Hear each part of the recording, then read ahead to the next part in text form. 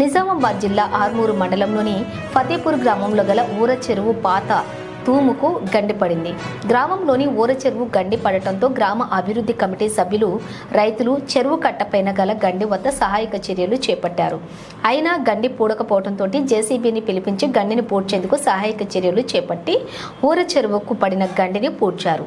ఈ కార్యక్రమంలోని Fatehpur area irrigation శాఖ అధికారులు, గ్రామ అభివృద్ధి కమిటీ సభ్యులు, రైతులు పాల్గొన్నారు.